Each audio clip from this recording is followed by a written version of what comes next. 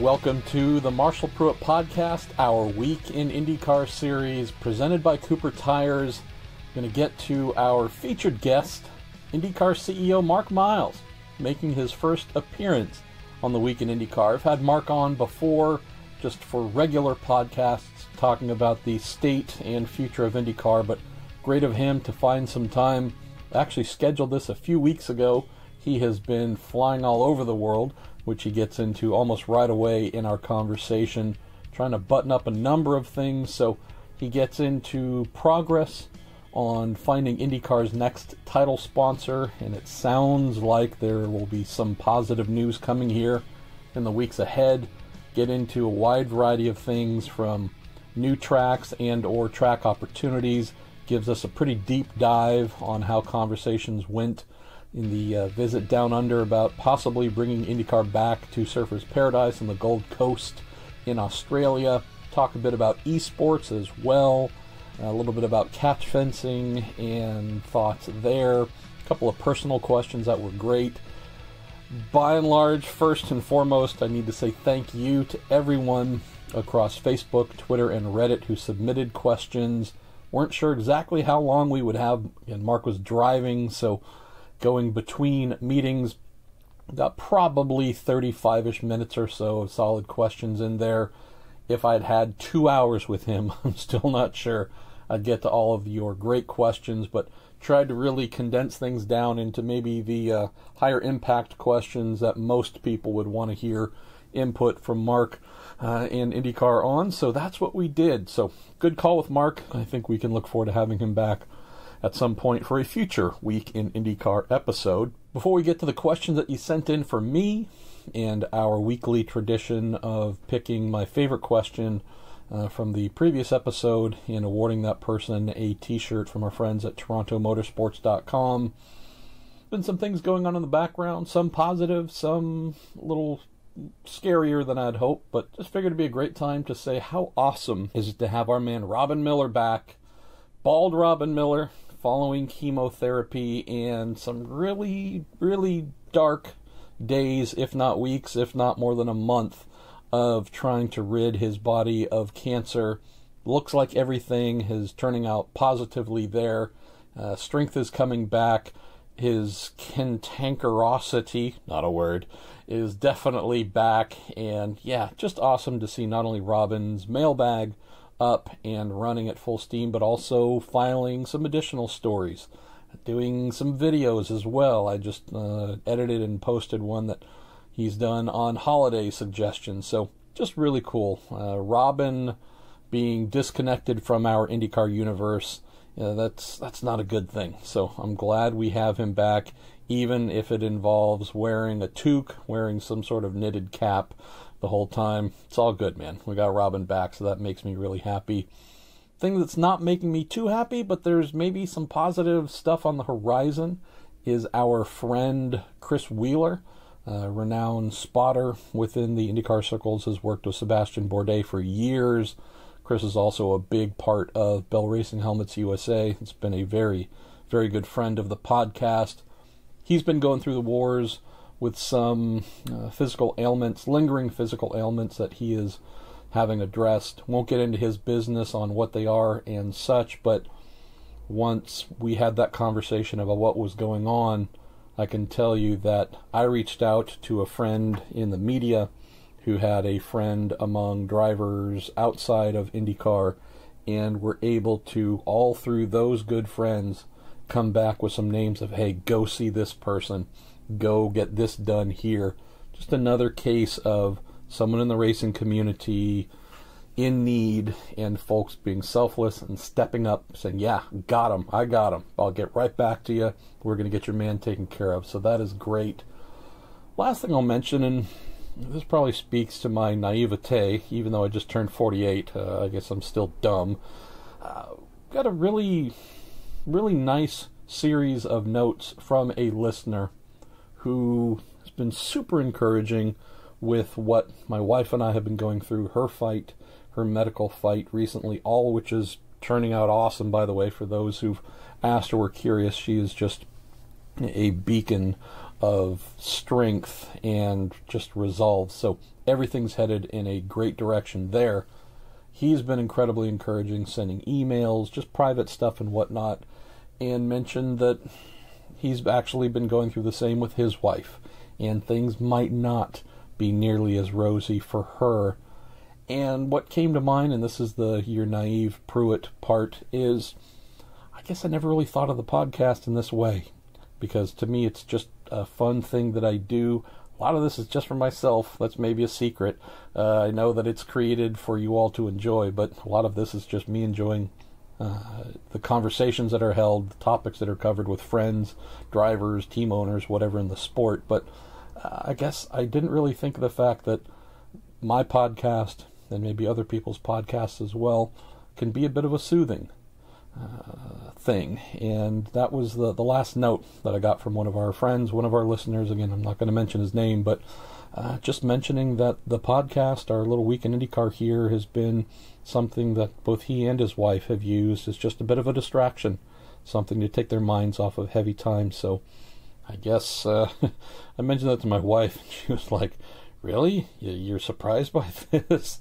Kind of a Pruitt, you idiot kind of thing. But again, I don't know. Maybe I just am not as smart as I should be. But it kind of blew me away, because I don't think of anything that I do on this planet as being anything other than just hopefully, amusing to folks or entertaining to folks. But this podcast having added meaning and maybe helping some folks to get through hard times never even crossed my mind. So just wanted to mention this, because I live in almost a perpetual state of thanks and appreciation of those who read what I do, listen to what I do, watch what I do, whatever. I'm the son of a mechanic. My dad was an amazing mechanic. He was an amateur race car driver and all kinds of things, but ultimately I'm a guy who just grew up at his dad's shop. Loved motor racing, having been introduced to it by my dad. Was really fortunate to have a family friend who was involved in motor racing in the very, very popular 1970s and 1980s SCCA Pro Super V Series. Latched on there as a gopher, being entrusted to little more than a bottle of Windex and a roll of paper towels to clean the car. Worked my way up as a mechanic on that.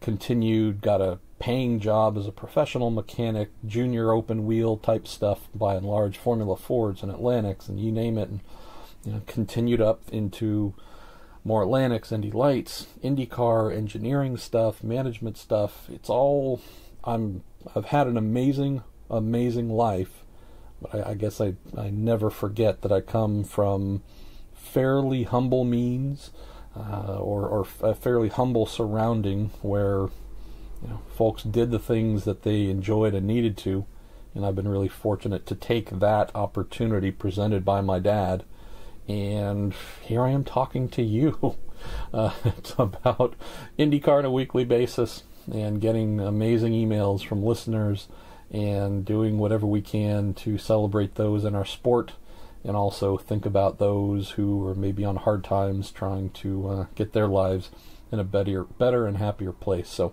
anyways, a little bit of rambling there, but as I said, I'm in a fairly perpetual state of thanks, and a lot of that thanks goes back to you for listening and helping just share this little fun thing we do here in my podcast, and particularly with the Week in IndyCar episodes.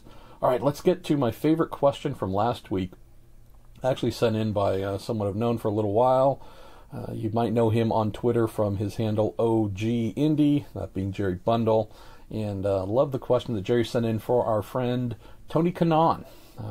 Jerry said, "There appeared to be a very genuine and lasting bond of love and friendship between you and your Andretti Green Racing teammates. I would love to hear your reflections on those relationships and their impacts on your life and career." And I really appreciated Jerry's question, because it wasn't just the same tell some fun stories from the time of working with Dario and Dan Weldon and Brian Herta, but a little bit of a shift on how have those relationships actually lasted and really impacted his life post Andretti Green Racing. So thanks for that, Jerry. Send me a direct message with your address and your preference in shirt size for a Week in IndyCar t-shirt sent from our great friends at TorontoMotorsports.com, and also mention that if you visit TorontoMotorsports.com, having just spoken with its proprietor and our pal Derek Koska, they are doing big old sales on everything related to IndyCar. So discounts, big slashes in prices, you name it. If you are looking for IndyCar swag, models, stickers, shirts, whatever, and if you're in particular a James Hinchcliffe and Robert Wickens fan, knowing that this is indeed Canada's TorontoMotorsports.com, you'd be very wise to visit their site and see what kind of discounts you have. So whether it's buying stuff for IndyCar fans and friends for the holidays, or doing what I do, another little bit of a secret, go buy the things you really want, because you can't always trust that others will get it for you. So anyways, strong advocacy here for our friends at TorontoMotorsports.com, and go and get some discounted IndyCar goodies here before the holidays fully arrive. All right, let's get into the questions you sent in for me. Don't have a ton, which I'm actually really good with, because Mark Miles is certainly the higher value asset during this week's episode. Let's go with Joseph Ostrowski, who starts off with, what are your memories of the Rockingham circuit in the UK? I asked because, as you may know, it had to shut down this year. Yeah, I'll admit that when it came online, Joseph, I was kind of exiting, ramping down my IndyCar career on the team side. The 2001 season was my last, and so did not get a chance to visit it as a competitor. And other than that, I'll be honest, it was a venue. It seemed cool. I mean, I certainly watched when Kart/Champ Car visited there. Beyond that, kind of a blip on the radar, at least as the memories strike me. I know that it has been repurposed for many things in recent years. We've had DTM there, British touring cars, we've had all kinds of things using the Roval configuration. But yeah, I love the fact that in England we had a dedicated oval that was built in the modern era. Obviously wish that it could have succeeded and would be a place that was a reasonable destination for IndyCar to consider in terms of either profit coming in and or fans turning out. Just struck me as a bit of a place and time type venue that went up when there were a lot of venues in the world being built in and around that era, late 90s, early 2000s. So I guess beyond that, fleeting memories might be the main answer for you, Joseph. Let's see. We'll go to Nick Dovbiniak, and thanks again, Nick, for sending in questions on a fairly consistent basis. After a couple of rain races in IndyCar and a couple in the World Endurance Championship this year, it seems like the red flag service rule should be looked at. My thought is that if you have an accident and the race is then red flagged for weather very soon after, you should be allowed to work in your car to bring it back up to the condition that it was just prior to the incident. No tires or fuel. You still lose track position, but at least the time lost is minimized. After all, had there been a red flag 1 minute earlier, you wouldn't be in that position. My guess is this is driven a bit by maybe some of the crazy rain aquaplaning that we had going on at Barber Motorsports Park. I know the WC, some folks have joked on our Weekend Sports Cars show that seemingly if there's an area in the world that is arid and dry and needs rain, just schedule a WC race, because it will be a freaking downpour the entire time. So it seems to rain almost everywhere for WEC. IndyCar, not so much. I hear your point, Nick. I would say this would be more of a judgment call thing than maybe a rule type thing. If we're looking at, a driver spinning, aquaplaning, things, bad, and then crashing, and then a red flag coming out, not just for that crash and needing to clean up that crash, but because that crash indicated, or let me rephrase that, was received by the race stewards as an indicator of how bad things had become, and then a red flag was needed because of the rain. I would say yes. In that case, I think there needs to be a judgment call made that says, hey, if your car is the one that finally convinced us we needed to go red because you just flew off the track out of control because of the weather, not through you making a driving error, I would say yes, we should definitely lump that car into some sort of exception mode. If the rest of the field is able to come back to pit lane, park under red conditions, great, fantastic. But, again, if this is a case where had the red flag been thrown, as you mentioned 1 minute earlier, and the drivers who have likely been complaining over the radio, and rightfully so, hey, we can't see, or there's no traction, we're just floating above the water. If someone takes the bullet, and that bullet is the one where you go, okay, now we're going to throw the red flag, yeah, I gotta agree. I don't think the driver who took that bullet should really be excluded and be receiving an additional penalty for maybe action coming too late on a red flag. So again, I don't know, Nick, if this is a rule as more of a steward's discretion type thing. Would the rest of the competitors argue? Probably, but depending on who it is. If it's good old Fred such and such running P19 that no one's scared about, I doubt there's going to be too much pushback. If it was the leader of the race or a championship contender, fair play doesn't always come into the frame among rivals when you can go, hey, good old so-and-so just crashed, and oops, then they threw the red. No, definitely shouldn't let them work on the car. Of course, if they were in that position, they would be begging for it. So, again, if you strip out all the competitive side of it, I think you got something here, Nick, for sure. Let's see. Let's go to our friend Pat O'Day, who's been asking some great questions of late as well. Marshall, hoping all is well going at home. And he asks, will Vassar and Sully be back with Dale Coyne this year? Would they use the new chassis that they purchased for a one-off at Indy? Thanks. I would say give me a week on this, Pat. When I spoke with Sully last week, I believe, asked the very same thing. Hey, what are you doing? What's going on? And he said, all right, we're not all the way there, but we're getting close. We'll mention one other thing that isn't directly related to Vassar and Sullivan, but would say that I've heard, pretty strong suggestion that Connor Daly was going to be back, would be back with the team for sure this year, Dale Coyne Racing, for the Indy 500, with support from the Air Force. I've heard some things just this week that suggest there could be more for Connor to do than just bank on the Indy 500 with support from the Air Force. Not entirely sure if that would still be a Dale Coyne Racing thing. So I think there could be some news possibly on the horizon from young Connor Daly that I'm hoping, and I think many fans would hope, would involve him doing more than just the 500 and maybe partial schedule, maybe, again, a rumor that I've heard, maybe full-time, who knows? So, yeah, maybe if all he had was the ability to do the 500, getting that locked in for sure with Coyne again, would have been a smart thing. But if there's a chance to maybe look at something bigger, either with Dale or another team, I think that would be the best case scenario, Pat. So give me a little bit on both, and we'll see what comes out.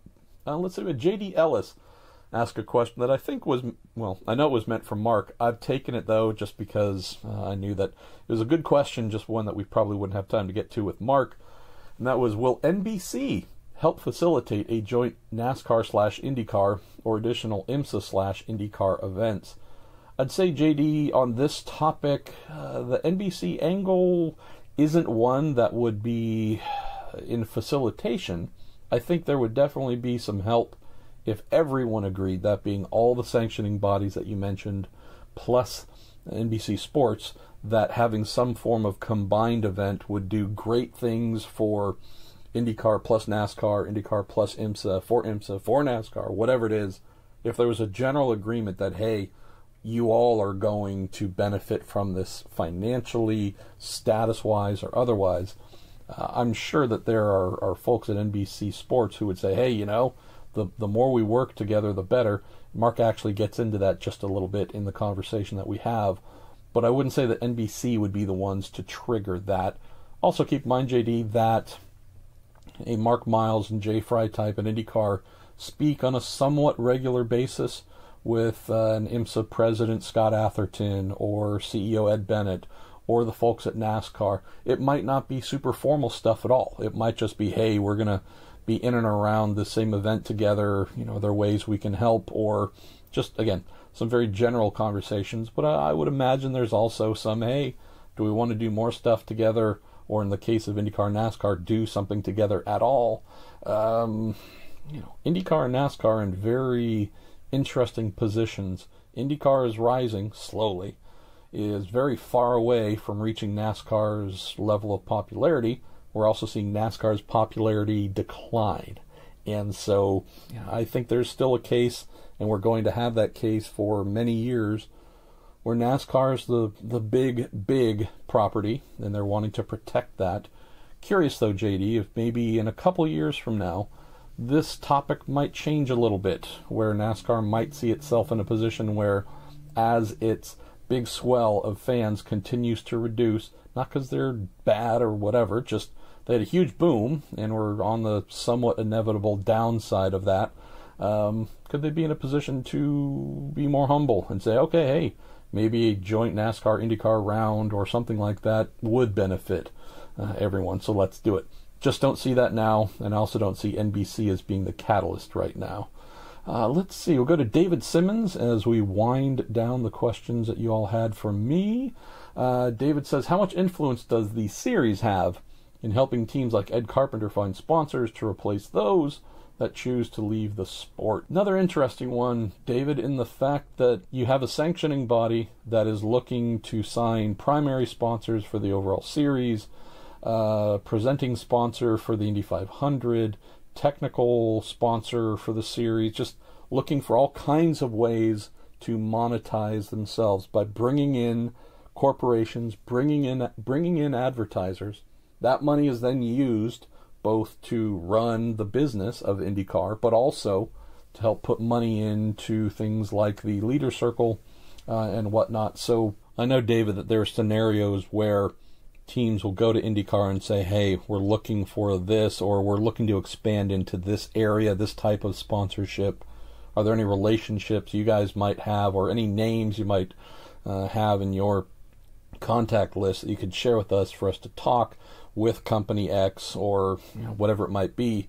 I know that those things happen somewhat frequently, not necessarily a constant kind of hands-out, fill-it type of role, but hey, we're talking to folks. We're curious if you might know anyone that we should talk to that might be interested. You also then have the fact that IndyCar is a business as well, and IndyCar should be thought of like a team, in that it does want and need sponsors to help fund itself, and also to then give some of that money back to teams. And that's a little bit of a challenge. At the same time, I don't know of any major series or form of sports where the teams are constantly going to the head office saying, hey, what kind of companies can you think of that might help us? You don't hear about that in football, basketball, baseball, to my knowledge. So, although racing is a very different animal in that sponsorship is the thing that drives us compared to TV revenue and whatnot for the other series, there's a little bit of a potential conflict here, because if IndyCar can sign a presenting sponsor for the Indy 500 for the next 5 years, what's going to be better? You might have an answer to this. I don't necessarily, but what might be better? That sponsor presenting the Indy 500, maybe activating, getting more folks to watch the Indy 500 through their activation efforts, or that company going onto the side pods of one car, where it'll certainly help the team and hopefully keep them and make them more secure on the grid, but maybe the outreach and impact of bringing more eyeballs to the sport isn't as great. Maybe it would be, who knows? But yeah, that's that's the tough part, David. I do know that IndyCar has sat in on many meetings, has been a part of many things with teams trying to bolster conversations with potential sponsors, talking about, yes, this is how we as a series can help you to activate your product. So there's a lot of leverage there that is available if teams want it. But as for saying, hey, Ed Carpenter Racing, go talk to brand X, and you can probably get a couple million out of them, that might be a bridge too far, David. Let's see. Where shall we go next? We'll go to Beer League Chirper that might be the next, whose handle is @knucklepucker. I think you kind of win the both address and name that you've chosen here, definitely for this episode. My question is in regards to the on-car LED screens. I love the pit stop stopwatch and the car's position as they went by. What is the status of getting these back on the cars? Will it ever make a return? Due for a catch-up here with IndyCar competition president Jay Fry fairly soon, and I'm hoping to get a more final answer on this. I know that a new vendor, an absolutely new vendor, has been challenged to create and come up with a solution for this, one that its previous vendor was not able to do. And I believe, again, testing is happening. I don't know if it's on-car testing, but actual just bench testing of it, I believe, has taken place. So hoping to hear from Jay as to whether a new vendor with something new that hopefully replicates that stopwatch and all the cool things that the LED panels have done could be coming back for 2019. Let's go to Anthony Mahone, who says, with how small the sides are in the Speedway rear wing, were other places to put the car numbers looked at, like the rear parts of the side pods? And Anthony's referring to the rear tire ramps. I know that IndyCar did look at a few options of where to place car numbers in Super Speedway configuration for the Universal Aero Kit. And this is maybe a question to pose in return. I am struggling to think of any two cars that are in the Indy 500 or at Pocono or similar that have identical liveries, meaning here two cars either from the same team or two cars maybe from different teams that by coincidence are just look darn near the same. I know that we've had at times with Penske where we've had two Verizon cars in that silverish livery. There's usually been some sort of color difference with maybe a number or something to offset it there, but I guess for me, and maybe it's just because I've been doing this for a while and I have to memorize these things for my job, but I've never been a big person about car numbers, and they need to be big, they need to be here or there, because I know that Ryan Hunter-Reay is going to be driving a yellowish DHL-sponsored, Butterball-sponsored car next season. We know that Will Power, we believe, is going to be back in another silverish Verizon car. We know that Alexander Rossi is going to be in some form of yellow and blue Napa car. And even if we have cars with similar, if not very close liveries, you're always going to have drivers with different helmets. So I just mention all this because in terms of telling who is who and what is what, I've never looked, or I shouldn't say never, but at least for a super long time, it's been a long time since I've looked at numbers to really try and differentiate who is who and what is what, especially in IndyCar. We know for the most part what Hinch's car in aero colors will look like. We know his helmet for sure. So I guess back to the question, Anthony, I don't really have an issue with the tiny numbers on the Speedway rear wing because I don't look to them to know who is who and what is what. I will look to see that, hey, Pippa Man is in this driver's in that, and I'm pretty much good to go just looking at the rest of the car, not the numbers, to identify what is going by.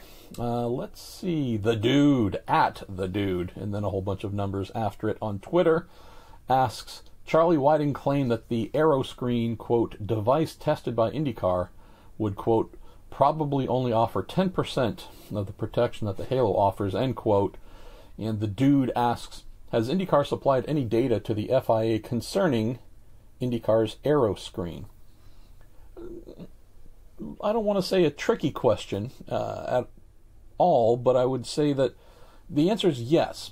Jay Fry has said more than once and out front that there is semi-frequent dialogue between IndyCar and the FIA and its safety councils and all kinds of technical working groups. He is very good and close friends with Red Bull team principal Christian Horner, for example, and I know that they talk on a somewhat regular basis about all things, about both series, but in particular safety. has IndyCar taken the data it has generated with the impact tests that it has done with its aero screen and then given it to the FIA? I don't know if it's gone that far, but I do know that there is a very open and friendly dialogue between all parties here, and it's just more from a standpoint of wanting to share knowledge, not trying to keep things in a proprietary way. Hey, you're doing the halo, we're doing the aero screen, to heck with you. But I don't know if Charlie Whiting would be speaking to anything based on having IndyCar aero screen testing data in front of him and then making any comments. My guess is it would come from when the FIA tested their version of an aero screen and were not particularly pleased with how it performed and therefore went to the halo.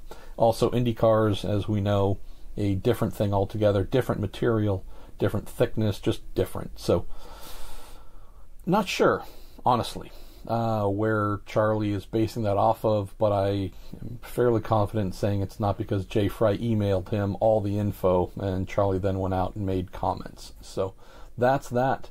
Last question, and it's actually not a question, it's just a really nice little note to kick off our move into the podcast with Mark Miles, comes from Jim Kaiser, who says, I don't have a question, just wanted to say I'm a new listener and much thanks for this awesome new content and making this normal winter black hole much more of an enjoyable endeavor, and also thanked Mark Miles for his coming on the good old Week in IndyCar podcast. So, with all that said, let's get going with our man Mark Miles on a drive between meetings and trying to rifle through as many questions as possible.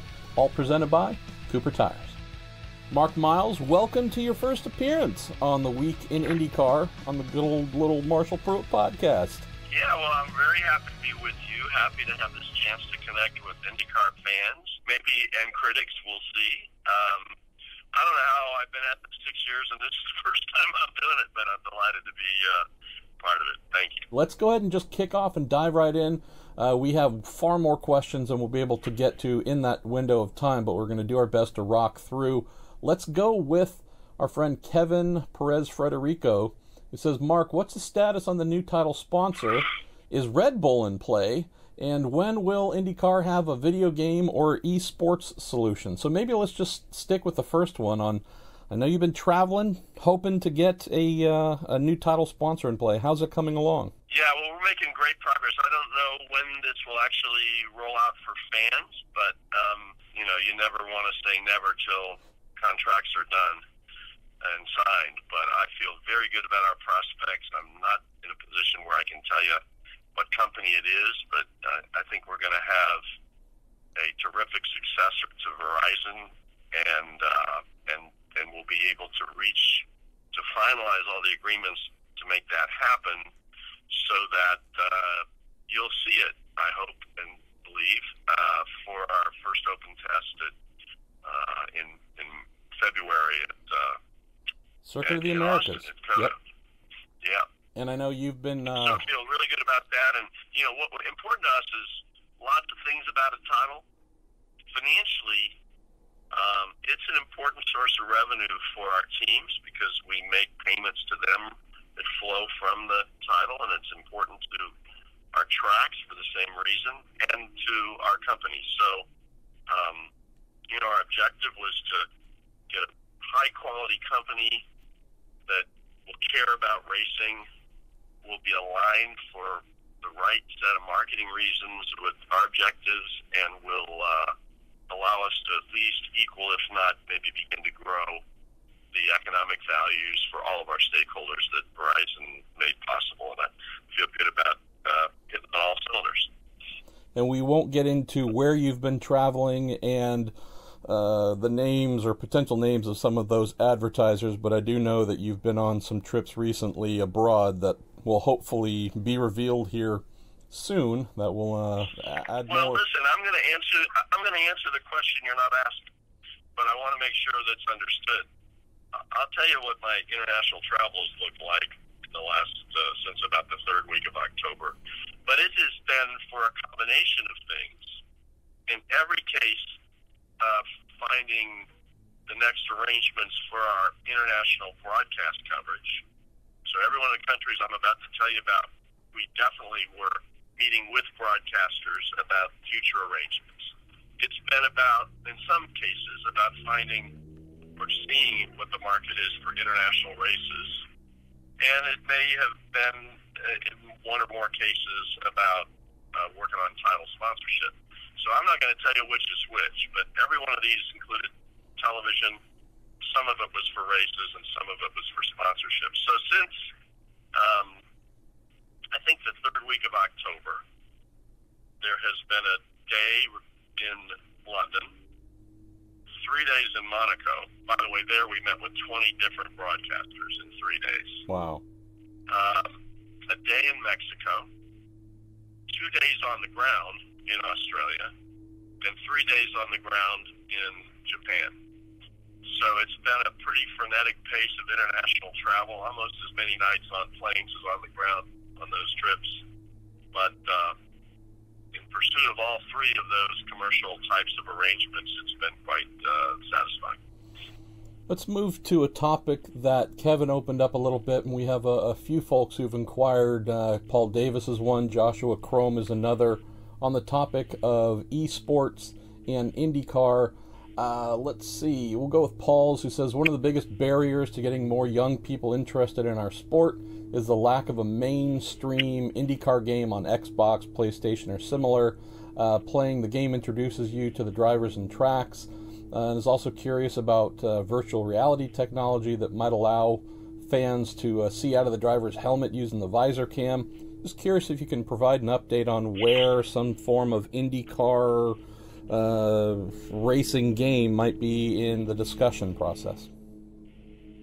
Yeah, it's a great question, and it's a focus for us.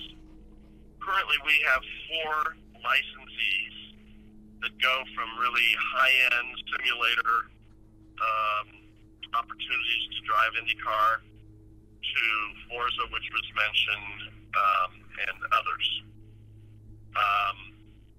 And for the most part, those are IndyCars, but not IndyCar titles. So it's not an IndyCar game where everything's IndyCar tracks and everything is IndyCar cars. So it's not like gamers can't play driving IndyCars. There are 4 different platforms for that.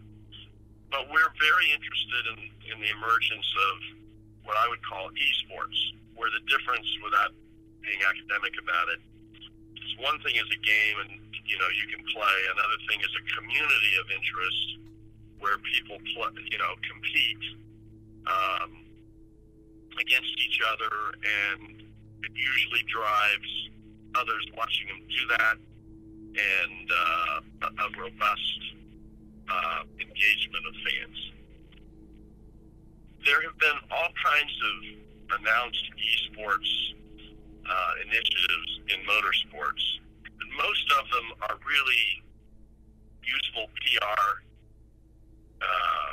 initiatives. Yeah, that's or promotions. They're different than, for example, what the NBA is trying to do in creating a real league in the esports space. So we are working. We already have 4 licenses for games, or playing games, and we have spoken with probably 6 or 8 providers of different kinds of services related to the range of activities, from additional promotions in gaming to real esports league opportunities. And we've also talked with an outside party that we may end up doing business with, where they would help us bring capital so we could make bigger investments and go further faster if we conclude that there is a real economic opportunity for an esports league. Smart. So we're engaged to a limited extent through these non-exclusive licenses at this point. We're looking at the whole gamut of opportunities going forward, from what I would call more on the promotional end of esports to the other end, which is really versions of league activity. And it's still going to be probably halfway in the next year if it involves tapping into the capital that's available to us before we would launch something that's really a serious league. But where we'll end up on that spectrum, it's still going to take several months to figure out. Kyle Castor is up next. He says, it's my opinion that a lot of the reason IndyCar has seen an upturn in interest, it comes down to the yearly evolution in the appearance of the cars. I think specifically the Universal Aero Kit 2018. He says, it might be more something to look at than something to talk about as well. Kyle's just curious if we might expect more of this in the coming years, of trying to make the cars more attractive, or who knows what more attractive, to get more folks looking in. Yeah, well, we think the car looks great, and that's created a really nice buzz, an important buzz, to agree with him, around IndyCar. We don't see big changes in the aesthetic or even aero on the car in the next couple years. The biggest change affecting the look might be the introduction of what is not so much about aesthetic as it is safety, and that's a windshield. But otherwise, I think it's going to look pretty much like it looks for the next couple of years, and then we'll see about after that. I do think that our momentum has been helped by lots of things. I never thought there was a silver bullet for improving the trajectory of IndyCar. The look of the car is important. The quality of the racing is important. I think we can check both boxes as really positive achievements over the last couple of years, at least. Are getting more aggressive and investing in digital and social media is important. Our increasing our television audience has been important. And by the way, that's a number of things. I think most of our fans have really appreciated the NBC production qualities, but it's also been that we've very significantly decreased the number of times that IndyCar broadcasts overlap with NASCAR broadcasts. Yeah. And in fact, been more thoughtful working with NBC at having either NASCAR be a lead-in to an IndyCar broadcaster or what follows, an IndyCar broadcast. So the scheduling has been an important contributor to the regular or digital, or rather linear television growth. I think we've gotten better in what we call earned communications, just PR, taking advantage of our drivers' willingness to be exposed. We invested heavily in things like the Detroit Auto Show. So I think on a lot of different fronts, from the product to the racing to the mechanics of marketing a sport, there have been lots of improvements, and they all contribute to this sense of momentum that I think is real. Let's go to something touched on a little bit here. Two questions related to television partner exclusive now with NBC Sports. Sean Baylor says, with the series finally under one roof and the larger Comcast umbrella, how do you plan on leveraging those sister companies to expand the IndyCar brand? And he says, I got an idea, IndyCar plus Universal Studios and their Nintendo deal equals a home run. Well, that thinking is very much in line with the way NBC thinks and our aspirations. So NBC Universal has a program that, at least internally, they call Symphony, which obviously, as I explained, was a name they chose because it has to do with the music, the whole of the promotion or marketing of a broadcast being helped, being augmented by tapping into the wide array of assets that NBC Universal brings to the party. So they literally have a internal process where they might say, okay, it's the Indy 500, and we need every part of this company to commit to a role in promoting the broadcast. And that could be news, it can be entertainment, in theory it could be Hollywood, it can be personalities that they access, it can be tune-in spots that show up in other sports broadcasts. It's the full array. And they're terrific about that, and that's kind of their special sauce in making big events bigger. So it'll be a very important focus and process that we'll be working with them on for the growth of the 500. And then, you know, to a lesser degree, that mentality will be applied to series broadcasts throughout the year as well. But it's amazing the amount of meetings and thinking and planning and working that's already occurred, thinking about getting ready for next year. And we think they're going to be great partners in that regard. Good old Bobcat Dad 95 asks, Mark, can you expand on the NBC Sports Gold portal for the upcoming season? What is it going to offer IndyCar fans, and is it a pay service? Yes. So NBC Gold is called a direct-to-consumer offering. It will be a subscription, so total cost for the year. The final price hasn't been set, but I think, you know, it is something, but I think our fans will think, I hope they think it's fair value. I think it's going to be everything IndyCar. So it's pretty clearly going to include a way to access us anytime we're on the track, practice, qualifying, and the like, and as well as the same for or some way to access what's going on with Indy Lights. And I think it's going to be really compelling for our most engaged fans. I think it's more for the hardcore fan than the next fan. Although obviously digital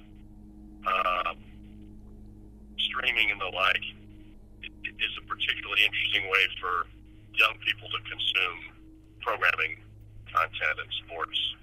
But I think our hardcore fans are going to like it. I believe they'll think it's a fair price for what they get access to, and that'll be rolled out early next year. I think there's also a new special feature, Robin Miller yelling at people to get off his lawn. That'll be part of the gold package. So that talk about an incentive right there. Well, I'm gonna blast through a few more, as many questions as we can. You've got a number of folks who've asked, you know, some sort of personal questions related to your thoughts on being CEO, what it's been like. I'll probably park those until the end if we have time for them. Just we have a lot of others that are more maybe development or process related I think folks would want to hear as well. So let's go to Steve Smith Jr., who says, when do you think we will see an addition of manufacturers to the IndyCar series? And he also asks if he can have a job, by the way. If he can have a job, okay, good. Well, I'll work with the first one first. You know, there's just you can't assign deadlines. I think I'm optimistic. You know, if we sign somebody in the first quarter of 2019, it's probably 21 before they could actually be on the track. So the lead times are significant. It's constant work. Jay Fry's on point, and I don't keep a current list of every manufacturer we've spoken to, and but I think we've touched all the bases, and we continue to work on that. So I think things that have, you know, the general momentum helps. I think Jay laying out a multi-year plan for engine development in the car broadly has been really important. I think the way he did that was important because not only did he really take fully into account the thinking of Chevy and Honda, but lots of other prospective OEMs were consulted as we developed our future plans, and so I think that a lot of that input's been taken into account. Basically, we want to be faster and louder, and I think you're going to see that over the next 2 or 3 years with IndyCar, and I think that'll be attractive to some prospective OEMs. So it's work in progress. We can't put a deadline on it. It has long lead times, but it would be terrific for the series to have a successful third manufacturer that helps the teams, takes a little of the the investment burden off of Chevy and Honda and adds an important promotional marketing voice to the series.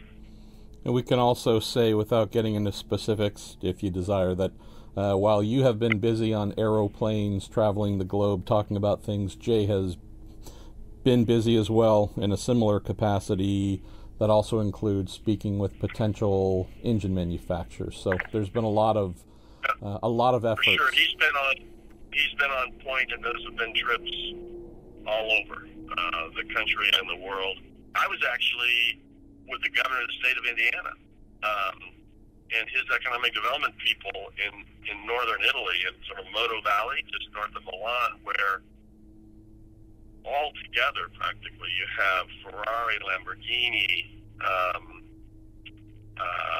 Maserati, Alfa, and of course Dallara. And we met with the CEOs of every one of those companies, the governor and I and his economic development people, not to get into the details of the OEM opportunity for them, but just to keep ourselves in front of them. It was great to have Governor Eric Holcomb from Indiana helping us accomplish that. Got a couple of questions that have come in, and I've lumped two together, one from Scott Christie, one from Howard Bennett. Some of this is probably more in Jay Fry's department, but you might be able to shed some light on this, Mark. A number of folks curious about both the status of the investigation into Robert Wicken's accident, and also if there are any plans or efforts in motion to review fencing guidelines, etc. I mean, obviously coming out of Pocono, that was a huge topic, and it might have slowed down a bit, but definitely we have fans who are curious about anything that might be coming out of what took place at Pocono in terms of improving safety going forward. So curious if you can share anything on either the accident investigation or any developments on catch fencing and safety. Yeah, again, I think you're right. The people who are absolutely focused on those answers report up through Jay, and I think he'd be the best person to answer it. But I will say that, as is the case with every accident, there's a very full-blown report on what happened and what were the energy and the forces involved in it and what can be learned from it. And, of course, that happened in this case as well. I don't know of major changes related, as you said, for example, to fencing technology or standards that are in the hopper to come out of Pocono. Fair enough. Those things take time. I would just say I think it's like all safety. It's work where there's lots of ongoing work going on all the time. But I don't think we have a new announcement to make related to that. Got a question here, a bit of a fun one from Stitch Turner, who asks if Mr. Miles could take any car from the IMS Museum out for a spin, which one would it be and why? Wow. I just saw the midgets in there. And that would probably not be the answer, but they're pretty... One can only imagine what that would be like. Well, you're not a small, you're not a 5'7", 120-pound guy, so yeah, I'd love to see you try and fit in one, first of all, but... Yeah, exactly. But we'll put aside the practicalities and the fact that I'm not qualified to really take any of them out for a spin. It would be one of H.A. Foyt's winning cars, just because when I was a kid growing up in Indianapolis, A.J. Foyt was, bigger than life, huge part of the attraction to the Speedway for me. And now that I know him, I feel even more regard for him. So I don't know exactly which car I'd pick, but I'm sure I'd start with Foyt and go from there. And then, in this little absurd fantasy idea, whatever it would be, I'd want H8 there. Because that would make it even, just before I wadded it up, it would make it even more memorable to have his involvement. Just so Super Tex could berate you or throw a hammer at you. I like how you want the full effect. That impresses me, Mark. It's the whole experience. Well, let's do this. We have a number of folks who've asked questions about racetracks and where we might go or how things are going there. With the time we have left, let's switch over to that. And if we get through them, maybe we can touch back on a few more of the general questions that have come through. The most popular question posed by far relates to your trip down under and the Gold Coast. So we've got a number of folks asking questions on that theme. Roland Nolan says, how close is IndyCar to securing a return to Australia? Matthew Pope is wondering how your discussions with Anastasia Palaszczuk went regarding Surfers Paradise. And we have another question that's come in as well, who's asked, or that person's asked, if we don't end up going back to the Gold Coast, is there any chance IndyCar could maybe go somewhere else in Australia? So, yep. Great questions, and opportunity. They're all around opportunities that I think are important to our future growth. So let me start with the premiere. Madame Palaszczuk was just terrific. She invited us to get there after a conversation between herself and Will Power really piqued her interest. And so we were there 2 weeks after she sent us an invitation saying, can you come see us to talk about the possibility of return to Surfers Paradise? So we were there. She was terrific. She has a firsthand, vivid recollection of how cool IndyCar racing is and was back then. She has a belief that it could be that kind of huge attraction and great event, important to the ongoing marketing of the Gold Coast region that is a priority for her. And so she's the leader. So she set the tone. She had her senior people on her personal staff and in her cabinet organize cabinet level meetings with us to talk about it all. And the important thing is everybody wants to figure out a way to make it happen. Yeah. Most of the time, and when you're trying to find an international race, you're trying to figure out if you really want it. In this case, the spirits are more than willing. So then it became really focusing on the key issues. And there's lots of them. Date, track, content, by which I mean if it's IndyCar, can we do it with supercars, or are there other series that would be involved to make it the kind of robust weekend event that everybody would expect? Budget, promoter, television arrangements. So those are examples of all the kinds of the high-level things that have to be sorted through. So since we left Australia and came home, I think we've had half a dozen calls with senior people in her government. Nice. And commercial interests. And every one of those issues are just trying to sort through what are all the ways that we might skin the cat, address the issues. And it really won't be until we hit one that we can't solve for that we give up. And hopefully that won't happen.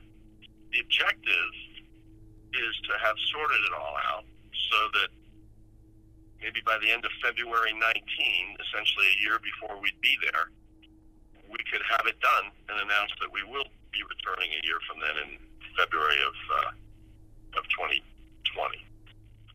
So lots of work to be done. I don't want to handicap it. I just love the fact that the history was so great, that there's enormous enthusiasm for us returning. We got the highest level of Queensland government as an advocate to trying to sort it out, and we're very focused on trying to see if that's possible. Well, amen to that. I cannot wait to go back. It's been 5 or 6 years since I've been down under for the Gold Coast event, that being the Australian Supercars instead of IndyCar as well. But yeah, count me among those who can't wait, or hoping we can go back and can't wait until an announcement hopefully comes forward. Let's go to Justin Brockwell, who says, what is IndyCar willing to do to ensure we have several ovals on the schedule for years to come? And I think, Justin, the heart of Justin's question is, obviously we're down one this year, but is there an active effort internally or a plan in place, Mark, to see how we can grow more ovals on 2020 plus calendars? Well, let me start with his question and get to your version of it. Already, the reality is that IndyCar has approached the sanction fee discussions that we have with our races in a way that is that empowers us to make, I would say, special accommodations to keep up the number of ovals. So we're willing to look at sanction fees, and have. We are willing to look especially hard at other scheduling considerations. So take Iowa. Maybe we should have always been at night, but those Saturday night events seem to work really well. So they may not be the best time for television audience, but we want those ovals to work. So we may prioritize even more than normal the on-site needs of an oval compared to other situations. And then finally, I guess going forward, because those things are current, I would just say that we are always talking to owners and promoters of oval races to look at how we, future options. We're not looking to grow the total number of events in North America, but we want to have the strongest events we possibly can, and we want them to continue to have a good, solid representation of ovals with streets and roads, and I think we're in position to continue that. Got a couple of folks, Mark, who've asked about Cleveland, and this is it's almost a bit of a joke in that, hey, when are we going to go back to Milwaukee? When are we going to go back to Cleveland? I know I can say for sure that having attended both IndyCar events many, many times, Cleveland was special. It was a party. It just felt like the entire town turned out and made a really big deal out of IndyCar. I know you get this from time to time. Anything bubbling up or possibilities on Cleveland possibly being reanimated? I believe Mike Lanigan is someone who mentioned he might have an interest at that at some point, but curious if Cleveland, as Eric Van Eck and John Sable have asked, might be something of a thing, or if it's just one of those old-timey things that is fading into the history. So I don't think there's any active conversation about returning to Cleveland. There have been times when we were looking, we had an opening, basically. We're looking for the possibility of adding a race in Cleveland. We're very aware of the great history there. And you're right, Mike. I remember Mike saying, Mark, you find me a sponsor, I'll help you promote it. That was indicative of his fondness for the quality of the event that was there. So I don't think it's an active conversation. Again, when we're looking now and evaluating all the possibilities for ovals and streets and road courses in the States, it's more in the context of, if we don't feel like an event is strong enough, how could we replace it? Or if for whatever other reasons an event is not in a position to stay on our calendar, how could we replace it?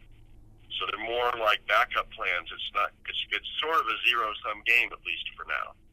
If we were going to go to Cleveland, and again, that's not a current work in progress, we'd be having a conversation about which race we're not going to have. And that's not the mode we're in right now. So we'll see in the future, and we're certainly aware that Cleveland has had a great history a while ago, but I don't think that's going to happen in the immediate term. adding to that, and maybe a little bit of a alternate approach, Guy Shalnot says, Mark, while I wholeheartedly agree with date equity, variety is also nice, and first-time races tend to draw more spectators. Would there be room in the schedule for a rotating, quote, one-off race at different tracks each season? He says you probably have 10 tracks you could go to, so that might be an interesting one, Mark. I know you'd love to have each one being a fixed date every year, bank on it being there. What about the idea of kind of a special? Hey, we're going to go here this year.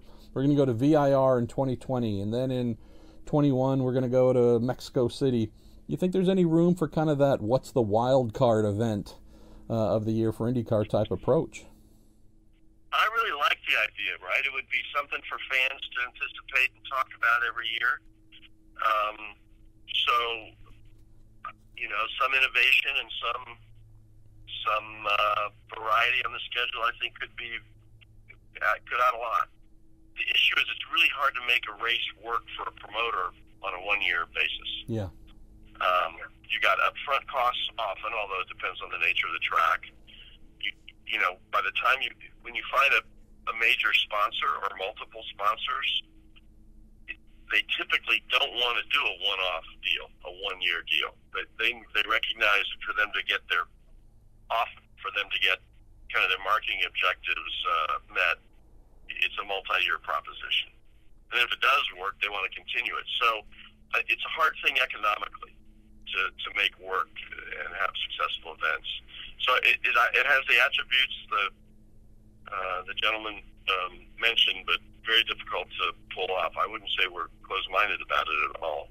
And maybe one way to do it is if we find a sponsor someday that,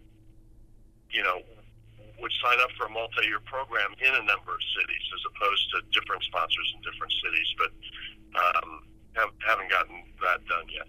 That sounds like an Airbnb sponsorship opportunity there. Well, let's do this. I know you're almost at your destination, so I'll grab one final question here, and it's back from the general category, but I like this. We had a couple of folks who've asked similar things. One person, Mark from Twitter, was asking about the differences between running Holman and Company versus ATP and Eli Lilly, but I'm going to go with Vincent Anderson's because I think it's a good one to close on. Vincent says, you took tennis from a small sport to a worldwide sport with mega sponsors and presence. What do you think IndyCar still needs to get done so that it can turn the corner and be known on that world stage as well, similar to what you've done with ATP? Well, that's very nice of the questioner to be so flattering. The answer to the question is lots of things. There just aren't silver bullets. It's fabulous that we've got some momentum and we're getting more international team owners, more international drivers, while keeping a great foundation of American drivers and obviously team owners. Maybe more of that. I think having one or two international races that are successful and in key markets will be very important in contributing. And we just have to constantly have more capital to invest to be better marketers and promoters. Everything helps. Look, already Alonso coming back for the 500 in 2019 is terrific. It keeps the focus beyond Spain, around the world. It makes IndyCar topical, not just the 500, and that's great. And I think that leads to more growth, more relevance, more investment from international sources all the time. So, and there's a bunch more mechanical things. I think fans will maybe know if they're paying attention to the business side of it. So we decided, rather than sell all of our international media rights to ESPN International and make them fully responsible for serving those international broadcasters as customers, we took that business in-house. That's one of the reasons I've been so much on airplanes in the last couple of months. That gives us an opportunity to really know the international broadcast partners, our licensees, to work with them on how to make their give them content, access to drivers from their country, for example, creating bespoke content, bespoke video for them that is particularly appealing to their fans. Those things all are part of a strategy to grow the value, grow the fan interest in the sport over time. So we're going to be very focused on it, and that's a whole new activity. We have some of the capabilities for in-house already. We've hired some additional talent to help us with that, and it'll be a focus going forward. So we just got to do another 10 or 15 things right, and we will continue to grow. Mark, thanks for taking some time, and definitely appreciate making your first appearance here in the Week in IndyCar, and hopefully in 2019 we can schedule your second. I'll be ready when you are. Thanks so much for having me on.